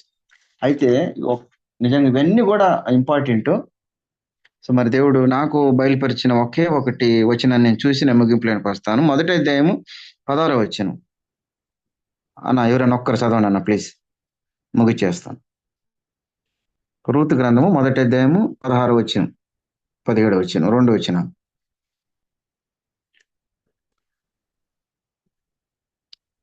అన్న ఒక్కరు ప్లీజ్. అందుకు మొదటి రూతు అధ్యాయం నా వెంబడి రావద్దనియు, నన్ను విడిచిపెట్టుమనియు నన్ను బ్రతమాలు కొనవద్దు. నీవు వెళ్ళి చోటే నేను వచ్చేదను, నీవు నివసించు చోటనే నేను నివసించేదను. నీ జనమే నా జనము, నీ దేవుడే నా దేవుడు. నీవు మృతి పొందు చోటనే నేను మృతి పొందేదను, అక్కడనే పాతి పెట్టబడదును. మరణము తప్ప మరి ఏదైనాను నన్ను ప్రత్యేకించిన ఎడల యెహోవా నాకు ఎంత కీడైనా చేయును గాక అనను. వండర్ఫుల్. ఈ వచ్చిన చూస్తే 3 పాటలు నాకు జ్ఞాపకం వస్తా ఉంది. నంబర్ 1, నీ జనమే నా జనము, నీ దేవుడే నా దేవుడు. వీళ్ళు ఏ దేవతను పూజిస్తున్నారు, మరి వాళ్ళ దేవతలు సపరేట్ గా ఉంది. అయినప్పటికీ ఎప్పుడైతే దేవుణ్ణి తెలుసుకునిందో, ఈ కెమోస్ దేవత నుంచి మరి యెహోవా దేవుని నమ్ముకున్నప్పుడు, యేసుప్రభు దేవుని నమ్ముకున్నప్పుడు ఆమెకి ఎంత బలమైన ప్రగాఢమైన నమ్మకం ఉందంటే, అన్ని జనాంగంలోనికి, మీరందరూ అన్నట్టుగా అన్ని జనాంగంలో నుంచి వచ్చిన మనకు అదే పట్టుదల ఉండాల. నీ దేవుడే, నువ్వు పూజిస్తున్న దేవుడే, మనం పూజిస్తున్న దేవుడే, మన పిల్లలు కానీ, మన కుటుంబం కానీ, మన సంఘం కానీ పర్ఫెక్ట్గా నిలబడగలగాల. అది మనం రూతులో నుంచి మరి మన నిజ జీవితంలో నేర్చుకోవలసిన గొప్ప పాఠమై ఉన్నది. రెండోదిగా ఆ చూద్దాం. నీవు మృతి పొందు చోటును నేనే మృతి పొందేదను, అక్కడనే ప్రాతి పెట్టబడేను, మరణం తప్ప మరి ఏదైనాను నిన్ను నన్ను ప్రత్యేకించకూడదు. అంతే. ఈ వాక్యాన్ని చూస్తే మనకు పౌలు గుర్తొస్తున్నాడా లేదా? బ్రతుకుట క్రీస్తే, సావు అయితే మేలు, అంతే. ఒకవేళ యేసు ప్రభుని మనం ఒకవేళ కాదు, యేసు ప్రభుని అన్ని జనాంగం నుంచి వచ్చిన మనము మరి శాపగ్రస్తమైన శపిగ్రస్తమైన అన్ని జనాంగం నుంచి వచ్చిన రూతు అంత ఛాలెంజింగ్ నిలబడగలిగితే మరి అప్లికేషన్ పార్ట్లో మన పరిస్థితి ఏంది? దేవుని కొరకు మనం నిలబడగలిగినమా? నిలబడగలగాలి. మరణం తప్ప ఏది కూడా దేవుడి నుంచి మనల్ని వేరు చేయకూడదు. మూడోదిగా చూద్దాం. ఏదైనా నిన్ను నన్ను ప్రత్యక్షించిన యెహోవా నాకు ఎంత కీడైన చేయను గాక. ఆమె ఫైనల్ లింక్ వచ్చినప్పుడు ఛాలెంజింగ్ పార్టీగా మనకు చూపిస్తున్నది. మరి జేకే రావణ్ అన్నట్టుగా మనకు ఆస్తి వచ్చినప్పుడు, అంతస్తు వచ్చినప్పుడు, ఉద్యోగం వచ్చినప్పుడు ఎగిరెగిరి సపట్లు కొడతాం, దేవుణ్ణి గొప్పగా పొగుడుతాం. కీడు వచ్చినప్పుడు ఈ దేవుడిని నమ్ముకున్నాము, మాకు అచ్చి రాలేదని చాలా మంది అంటారు. అచ్చి రావడం లేదంట. ఈ దేవుడిని నమ్ముకున్నాము అనా సపట్లు కొట్టే వాళ్ళని కూడా లాగేస్తారంట. సపట్లు కొట్టవద్దు, నువ్వు కూడా నాతో పాటు రమ్మని. సో ఎంత కీడైనా మనకు ఒకవేళ కీడు సంభవిస్తాయి, మనం అనుకోవచ్చు. ఈ స్థితి చాలా సార్లు మరి తారుమారు అవుతుంది. నా జీవితంలో నేను పర్టికులర్గా నేను చూసినాను. ఒకప్పుడు సమృద్ధిగా వచ్చినప్పుడు మరి నేను ఒక రకంగా ఉన్నాను, నాకు తెలుసు. నా అంతరంగ నేను రివ్యూ చేసుకుంటా ఉంటే అదే స్థితిలో నుంచి పడిపోయిన స్థితిలో మరి ఇన్కమ్ ఎప్పుడైతే జీరో అయిందో మరి నా జీవితంలో సనుగుడు గొనుగుడు మొదలైన పరిస్థితులు ఉన్నాయి. అయితే ఒక భక్తుడు అన్నాడు, నీ జీవితం మారాలంటే 3 గంటల నుంచి 5 గంటల లోపల ఎట్టి పరిస్థితుల్లో నువ్వు దేవుని పాదాలు పట్టుకుని బ్రతిమాడ అని చెప్పినాడు. అప్పుడు నేను ఆయన పాదాలు పట్టుకుని బ్రతిమాడిస్తే కొండలాంటి సమస్యని దేవుడు తొలగించగలిగినాడు. సో కాబట్టి మన జీవితంలో అది మేలైన కీడైనా దేవుని కొరకు నిలబడగలిగితే మనకి దేవుడు పట్టం కట్టడానికి, పట్టాభిషేకం చేయడానికి దేవుడు సిద్ధంగా ఉన్నాడని రూతు ద్వారా మనకు తెలియజేస్తున్నాడు.